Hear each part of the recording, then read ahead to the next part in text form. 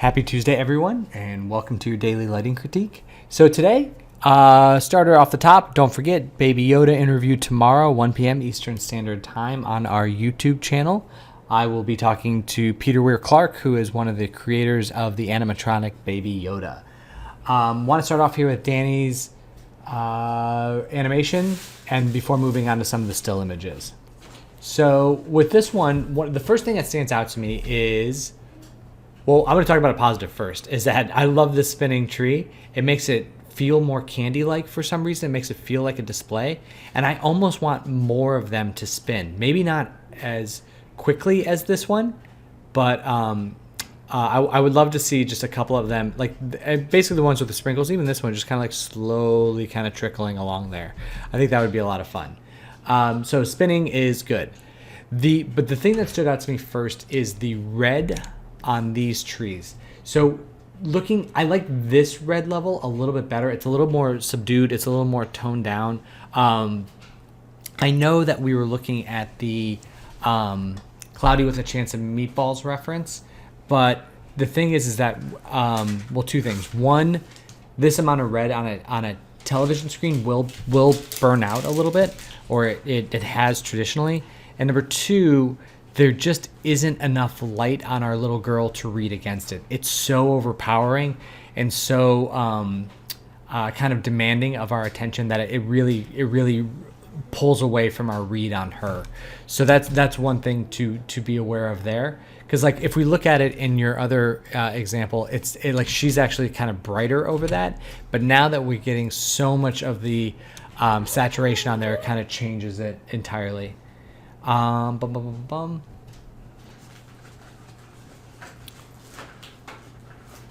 other than that, I do think that, I do think that we can get a little more light on her at the beginning. I do like that she's ramping up and going into the scene. But as you can see, it's a little bit drastic. Like this amount of brightness right here is a little bit too strong. And this amount of darkness here in the foreground, it no longer feels like she's outside. It feels like she is inside in a highly, like a shaded part. Like it feels like there's a roof there.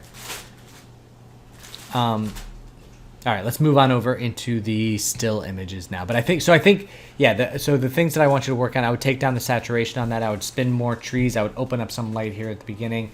And I would work on possibly getting some reflection on that window back there. I think that'll be first few things. And then the sky color too.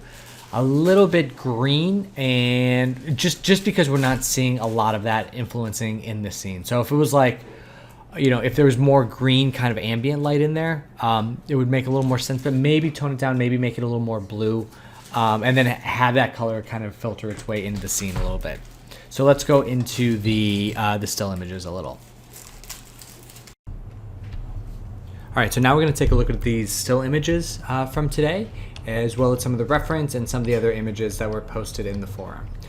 So let's go ahead and go through. We'll go through in reverse alphabetical order today. So we'll start off with Shibli. So we have this submission. It's a little smaller. Take a look at your reference images.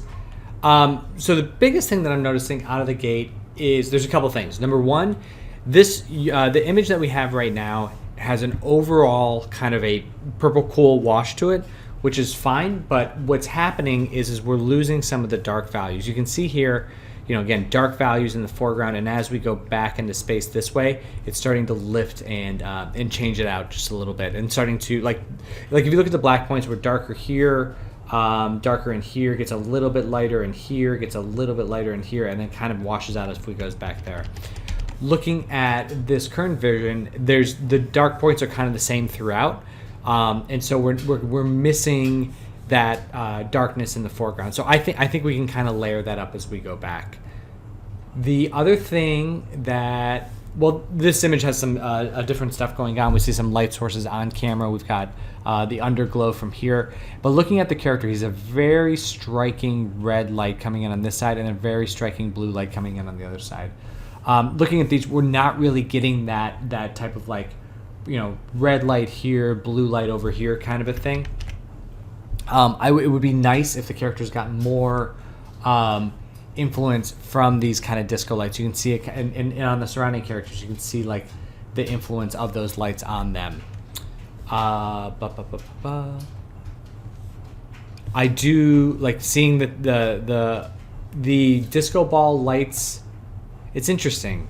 So they look good here. I've done a lot of research on disco ball lights. So with it hanging off the ground and the refraction coming down, these would actually be bigger. Both with the scale of the sushi rolls, it would actually be like really big. Because if you think about the tile on a disco ball's like a half-inch square, and then when you refract off, the refraction actually gets bigger as you go off into space. So these are on the ground, which is pretty far away from where they're located up towards the ceiling. So the size of them, I think, would be a little bit bigger. It would also be cool to kind of vary up the color a little bit on them. That would be, because again, if you're thinking about colored lights hitting a mirrored surface, it would refract colored light. So seeing some of that color refracted down here would be really helpful. And then I see that there's a big difference in the spotlight here on the ground. It would be nice if the character's face was a little bit brighter to kind of match like the way that like this value here versus this value here is not as strong as like this value here for this value here, you know what I mean? And then I would just soften the edge of the shadows a little bit. It's fine that we got a bunch in the ground because this is like theatrical stage lighting, but they're a little bit hard edged. I would just kind of soften those up a little bit, especially like shapes like this where we're kind of losing any sort of bounce light in there. So that's what I'd work on moving forward.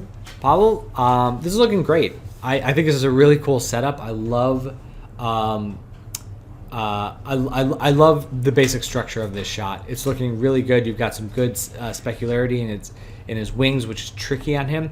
I think that we can play up these, because both of these lights are kind of coming in from rear locations. I think we can play them up a little stronger, and I think we can get the character to pop a little more. Just going to make him a little bit brighter.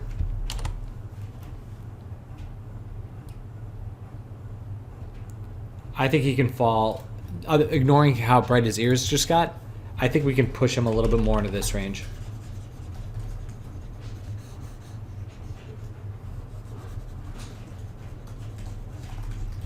Right. So now he's got like that level on his face feels about right. Like getting a little bit more of that brightness on there, I think will really, really help out.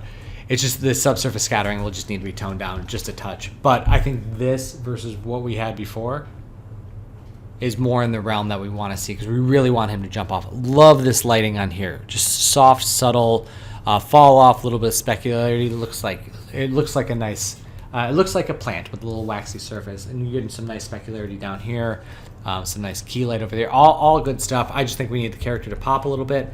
And then you can emphasize, so this light is wrapping around a little bit strongly on his front. I would push it back behind him a little bit so it feels a little bit more like a rim light than it does a more frontal light. But I think you're in pretty good shape there. But yeah, definitely keep this screen light as the main light, and then keep a little bit of this candle light on as just like a rim fill, and then we'd be good from there. So really good job there. All right, Nigel. Oh, these are big. Take these down. All right, so we got you're now inside the coffee shop. So looking at the reference, lots of softness, lots of glow from these lights, kind of a combination of that cool exterior, warm interior. I think we can go brighter with the lights. Like look how bright those are. Look how bright these are. I think you can push these even more so that we're not seeing the bulb. It's just more of like a light glowiness thing. And then I would like to see, some more influence from these bulbs on the characters. Again, one of the structural things you can play around with this scene is that we have two lights up here. And what that does is it leads to like the lights hitting their back. You can shift this over towards the middle, so there's only one here in the middle, and that'll create light in the middle there. It will actually make a connection between the two characters. So totally your call. I would and then I would have all the light kind of pocket into this region back over here, and then allow this foreground stuff to go a little bit darker. I think that will help out a lot. And Watch out for his hair. There's getting some like very tight specularity in there. It almost feels plastic. Same thing with her a little bit. Just make sure that that's not too much. I like what's going on outside the scene. I think that looks really good. I just want to feel more brightness overall in the interior on the characters and stuff. I really want it to be like exposed for this. And then if that gets a little darker, like, so this is the interior brightness, then allowing the outside to go a little bit darker than that. But keep this level of saturation. I think a good saturated, cool color would be really nice out there. All right, Jorge, we've got, so the one thing, I do like this, the one thing that, and I like the subtlety of this being brighter than the rings in the background here. The one thing I would watch out for is I would isolate this so that it gets kind of get cut off in there. Because what's happening is this is kind of extending to the edge, and then we're not seeing it out in the environment at all. And then that would, and then that kind of throws us off a little bit, because it's like, where did this light go? Shouldn't it be shining back there? Because it's directly frontal, like extreme frontal at the character there.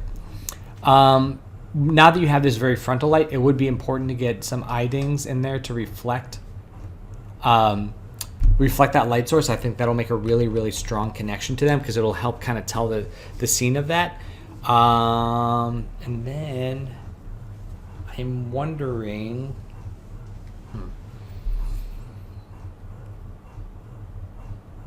yeah, and then it would be kind of cool to get a little bit of rim light on his head to just kind of help separate him out from the background. And then watch out for I would desaturate these blues in his pajamas, because those are getting a little bit super blue. And then I would go from there. All right, Jordan, you're up next. Looking good. The one thing on his skin tone, let me go ahead and shift that a little brighter. And he's also feeling a little bit on the purple side. So I would just kind of make sure you get some more warmth in his skin tones. Oop.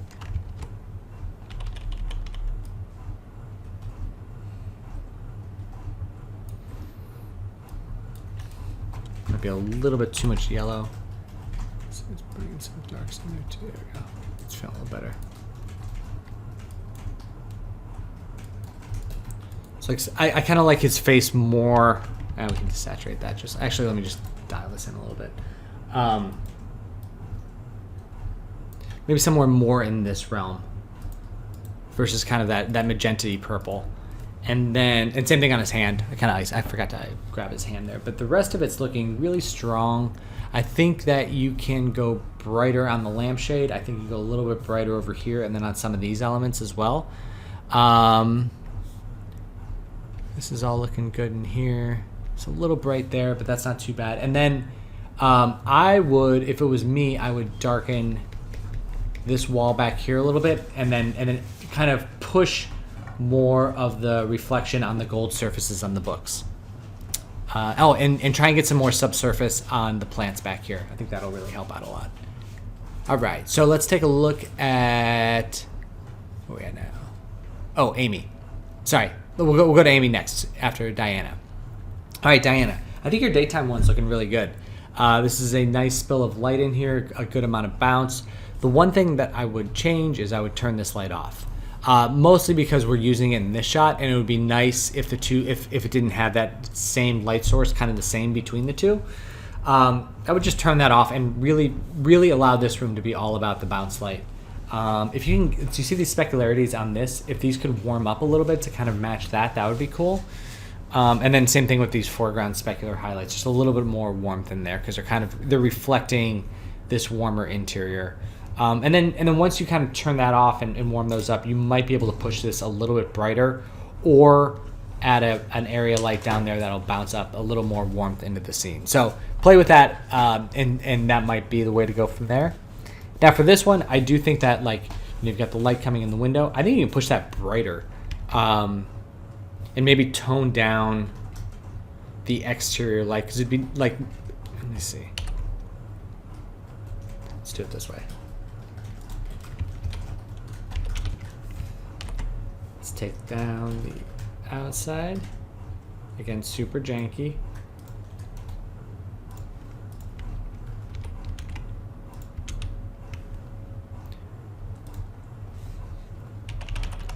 let's just isolate right around the table here. So allow that darker background in there. And then brighten up around the light here.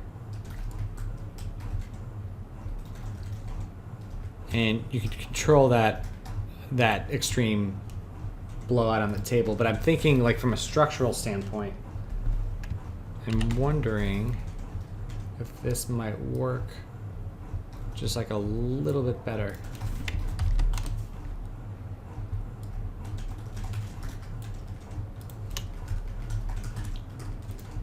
So this is kind of everything's kind of like a similar tone. I was thinking it would be nice to kind of really amp up that interior and then just allow the skylight and the surrounding light to tone down a little bit. Just because what I'm seeing here is kind of an equal emphasis kind of placed on everything at once. And it would be nice if there was just a little more influence placed on the light. And then you can create some more glow in this area and that kind of thing. But just as like a structural thing that you can do from there. But I think that'll help this out a lot. Amy. Okay, so I was looking at this one, and because fireworks are tricky, because I was like looking at reference, and every time you see fireworks, the characters in the foreground are very, very out of focus, very, very dark, because they're exposed for the background. And one of the things I was looking at some other images of, now we're getting. So basically you have three options with fireworks. One is you can keep the characters silhouetted in the foreground. Two is you can pretend like there are fireworks all around them and push some more light into the foreground on them. Or three, you can kind of break all that and just really shove some fake studio lights in there. And it's another example of pushing some more firework light around. So I was actually inspired by this one, and I was wondering how you would feel about the idea of allowing these firework lights to really be like secondary lights on the characters, and then maybe think about adding some sprinklers or sparklers around the foreground as their main light sources. Or because I think that would help play up the party vibe. Like if there was like a little sparkler over here and maybe one over here, just having one on camera, it'll give us the freedom to push more light into the foreground and create more shaping on the characters without them being totally influenced by these lights. Because I'm realizing that these red lights on some of these green materials, like on the wasabi and on the sushi themselves, might be problematic in the long term. And now that we have until the end of January for this one, I think that might be a better structure. So with that, we can have some or just have like studio lights in the foreground. Just like a bright element here, a bright sparkler here that'll create some more shaping in here, allow the sky to go darker, and then just the fireworks to just be like a secondary element back there.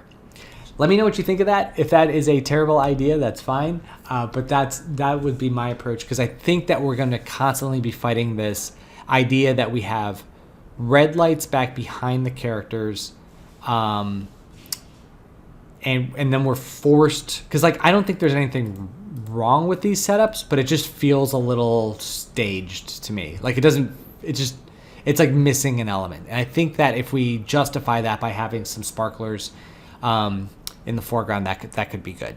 So let me know what you think about that. If not, no worries. If you think that's a terrible idea, we can go back to working with this setup. I just wanted to give you an alternate idea there, because I thought that would be kind of a fun one.